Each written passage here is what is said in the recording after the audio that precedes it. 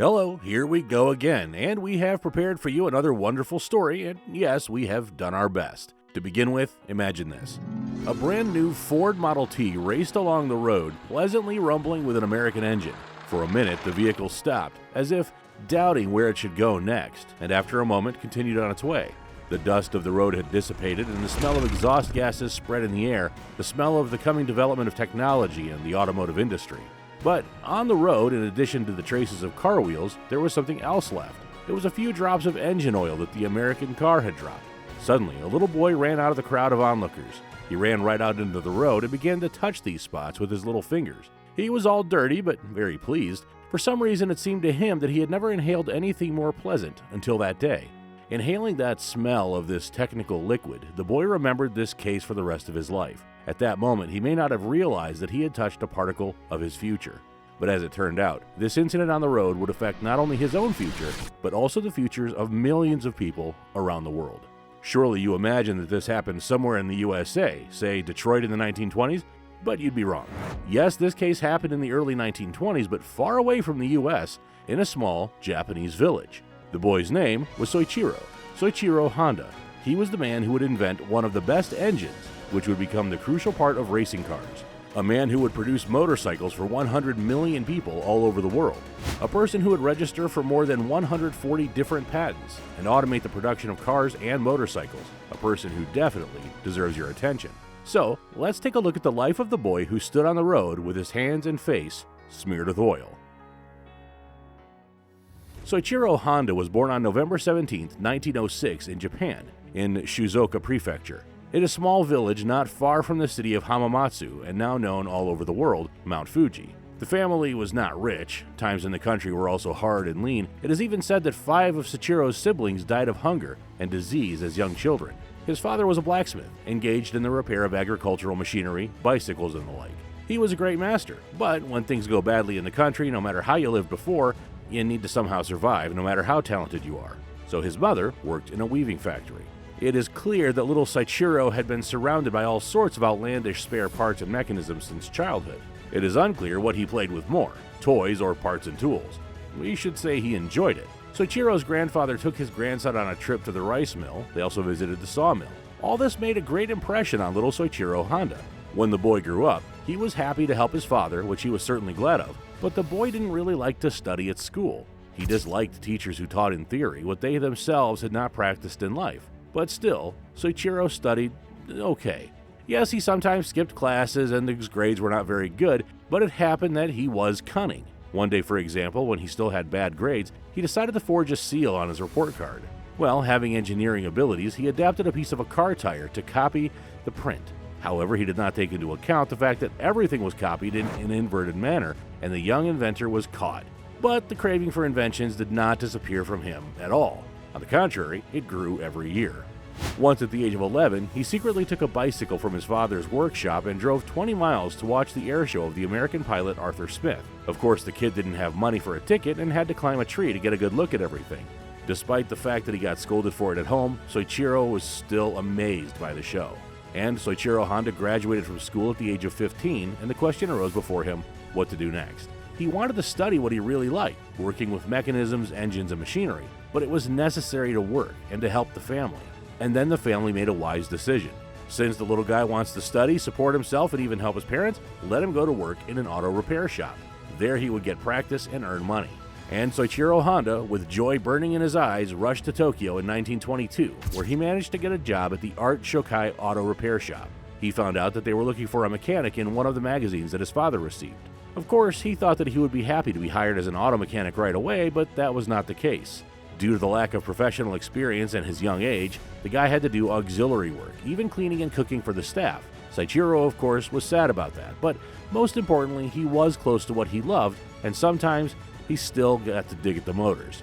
But if you're talented in something, it's difficult to hide it, and the owner of the auto repair shop noticed the craving for work and skill of the boy, so he allowed Soichiro to earn extra money as an assistant mechanic in his other workshop. And there, in addition to repairs, people worked on the development of a car for racing, and Soichiro was happy to join this team. In 1923, there was an infamous earthquake that almost wiped Tokyo from the face of the earth, and that's where Soichiro showed his dedication. He saved 3 cars from the fire which were in the garage of the workshop, although he didn't even really know how to drive such cars. The owner of Art Shokai was very impressed by such an act and began to respect Soichiro's measure. At last, the boy stopped doing auxiliary work and threw himself into work as a mechanic. And so, in constant working with cars, his unique talent to find and fix malfunctions began to manifest itself very quickly. For 6 years, he was engaged in repairs, but then he realized it was getting boring for him. And besides repairing, he wanted to develop existing technologies and invent something new. And yet, there was one important fact. Soichiro Honda, in addition to taking part in the construction of racing cars in the Art Shokai company, began to take part in races himself, as a mechanic, not a pilot. And so, in a car that they constructed, they stuck an airplane 8-cylinder engine into it, not jet of course, but in 1924, they and their team won one of the prestigious Japanese races. Soichiro became obsessed with this sport after that, and the auto repair shop Art Shokai was becoming very popular. Soichiro Honda wanted freedom in his inventions and decided to open his own garage workshop. In 1928, Soichiro returned to his hometown and took the helm of the Art Shokai branch in Hamamatsu. Actually, it was not even a branch, but Soichiro's own workshop under the name of his past place of employment. The owner of the Art Shokai network did not mind. Honda was not the first to open an auto repair shop in the city, but his talent and abilities quickly provided him with customers despite the competition. Well, after winning the race, his name became familiar to everybody. At the same time, Soichiro Honda began to make the first and successful attempts to introduce something new. One of his first patents was the wheel. More precisely, the use of a metal rim in the wheel with metal spokes instead of wooden ones. As you know, wheels with wooden components just weren't durable. Metal spokes turned out to be very popular as an innovation, and the money from the patent became to replenish Soichiro's bank account, since the spokes became very popular with all manufacturers. In his auto repair shop, Soichiro and his team also began tuning serial conventional cars. Not Exhibit, of course, with his Pimp My Ride, but if you wanted to convert some common truck into a fire truck, Soichiro and the team would easily do it. And of course, Soichiro did not abandon the racing direction. On the contrary, he and his team began to develop another race car in their hometown. Ford serial components were taken as a basis, and engineers improved them as best they could. For example, Soichiro was one of the first in the world to introduce a turbocharger on the engine of his racing monster, and this had added more than 1 horsepower. Soichiro Honda also attracted his younger brothers to his business, who also liked racing and cars. When the car was ready, he and his brother began to personally take part in competitions. Thus, they could identify all the possible shortcomings of their car in practice and refine their driving skills as racers. Soichiro himself was driving and his brother was a passenger as a mechanic. Now remember, back then, 2 people per car participated in the races. They named their car after their hometown, Hamamatsu, and they achieved very good results, taking one of the first places. In general, our hero became more and more popular and famous, and people say sometimes it unhinged a young Honda. And our young genius liked to abuse sake sometimes, and he was seen at the casino and even traveled around the city with a geisha. In other words, he was young, hot, and bold. And everything would be fine, but in 1936, the brothers during a race got into a very serious accident. They remained alive by something of a miracle, but did get seriously injured. In that race, by the way, they also managed to set a record of average speed on the track, almost 75 miles per hour, which nobody could beat until the 50s. Soichiro, after spending several months in the hospital, decided that he would no longer participate in an auto race as a pilot. And in general, it seems this whole not-so-funny accident story fetched Soichiro Honda a good slap across his face, and he started to look differently at his business. More like an adult or something. Soichiro began to think about something bigger than messing around in an auto repair shop with a staff of 15 people. He thought about it and finally made a decision. In the 1930s, mostly American cars traveled across the roads of Japan, and if they were produced in this country, they were just copies made with American or European parts. So, spare parts for this whole automotive kingdom were brought from abroad. And what did that mean? That they were very expensive. You know, it wasn't like delivering from a neighboring city. Well, Soichiro Honda firmly decided that it was necessary to engage in the local production of some scarce parts anyone who was engaged in the production of vehicles or engines may need, or at least almost everyone. And what parts are there in almost every vehicle or engine? Rings. Piston rings. So Honda decided to start with them. It would be necessary to come up with a solid name for such a production, Soichiro decided, and in 1937 he registered the Tokai Seiki Heavy Industry Company. It sounded powerful and promising. But it's one thing to analyze the market and choose what to do, and another thing to put it into practice. The rings had to be cast from metal. Soichiro had experience in this, but not that much, but he decided it was enough. Alas, he could not properly temper the rings, and they turned out to be very fragile, sometimes killing the entire engine due to their destruction. Can you imagine what serious problems those who would buy and install them could have? And among the first customers to whom Soichiro wanted to sell his rings was Toyota, which was already gaining economic clout in the market, but the trial batch was not approved as it did not meet their standards. Soichiro tried to get advice from manufacturers who already had experience in this industry, but of course he was sent away by them, since such information was essentially a trade secret. It looks like I don't understand a damn thing about foundry production, thought Honda, and decided to improve his knowledge on the subject. And despite the fact that he was over 30 years old, he decided to go study at the Institute of Technology. He was probably one of the most unusual students. After all, the knowledge gained from the best professors in metallurgy, Honda couldn't immediately put into practice as he had the opportunity to do it. And so, when he got the knowledge that finally allowed him to cast a high-quality piston ring, he dropped out of studying. His goal was achieved. He immediately rushed to Toyota to present his ring cast using new technology, and this time, their partnership was successful. Toyota began to order a large number of products from Soichiro Honda, and it was possible to develop his business. He even had to build a whole factory for the production of the rings, as the order from Toyota was so large. And they made this product so well that Toyota would later acquire part of the Tokai Seiki heavy industry. At the same time, there was already a war with China. It was not far before the Second World War, and Japan stuffed itself with weapons and military equipment. There were not enough people at the factories. Many men were already at the front. And that time, Soichiro started automating his first production, so the people's participation in the process was minimal, and he succeeded. Honda in general was so bold and decisive that he was not stopped by the absence of any machine or tool.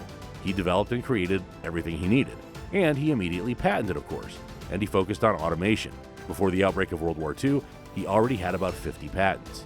For the Japanese armed forces, Honda supplied piston rings to the aviation industry. One of the main customers was the Nakajima Aircraft Company. The Japanese government built aircraft carriers so the planes were needed for them, and in this situation there were no problems with orders. Honda, seeing that Nakajima Aircraft Company had problems with the production of propellers, decided to help.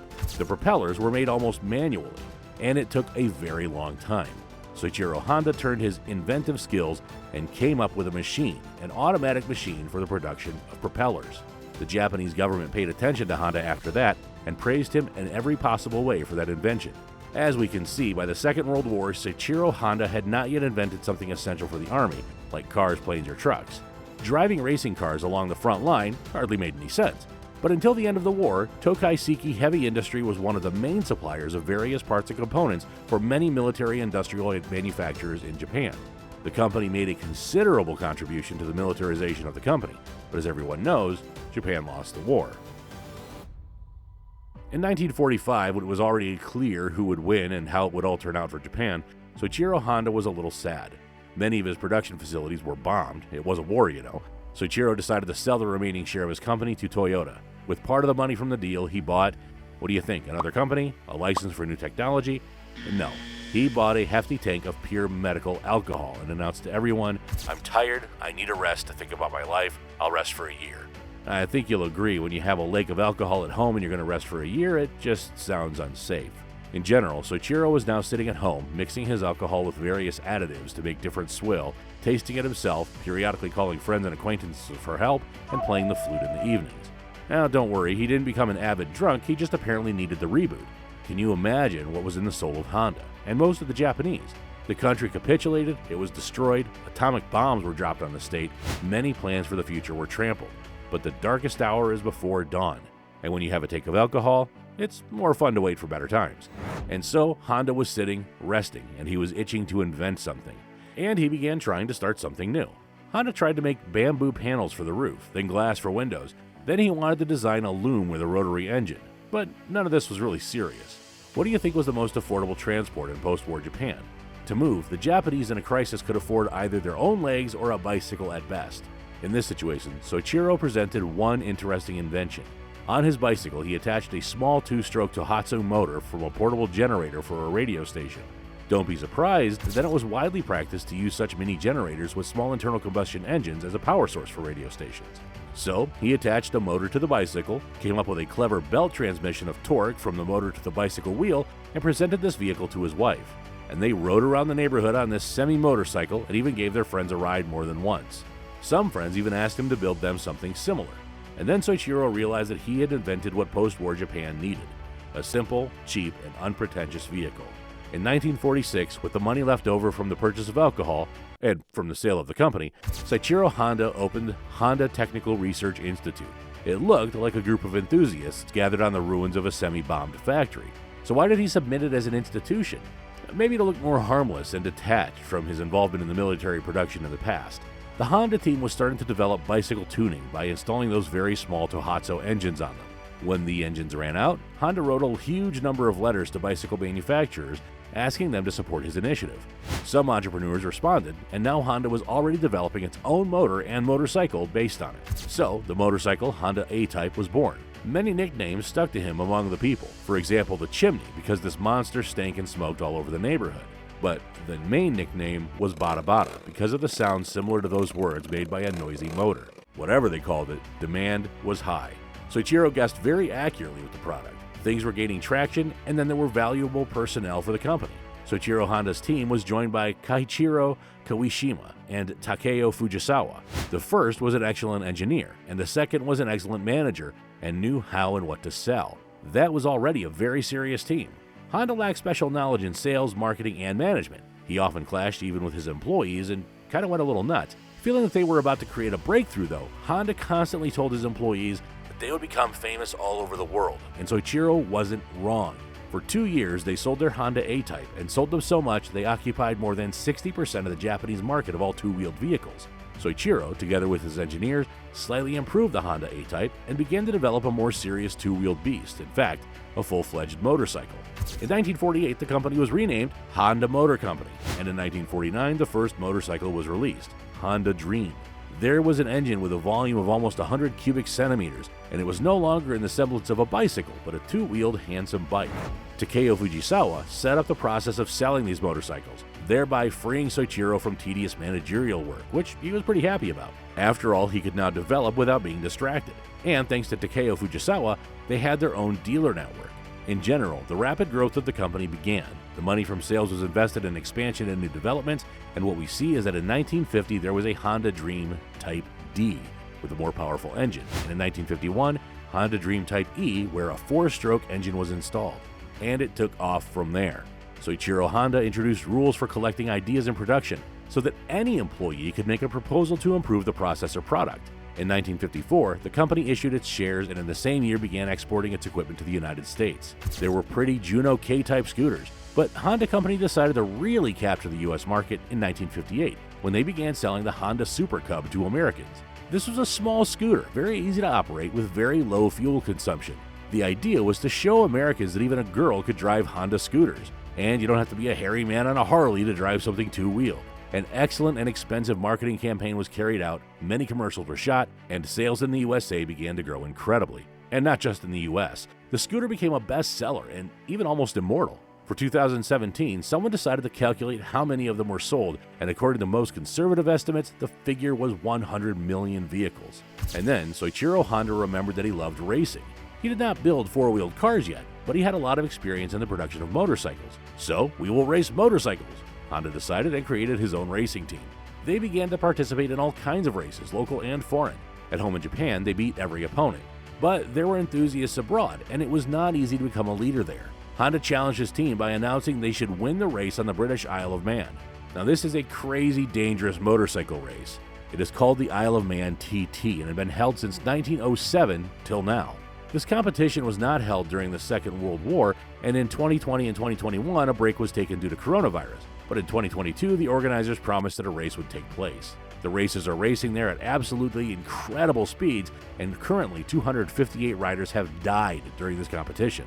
By the way, by the time this video comes out, the race should already be over.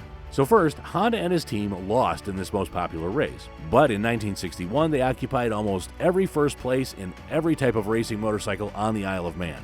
Soichiro told his team, "If we win the Isle of Man TT, we will open the way for our motorcycles to the markets of all countries on this planet."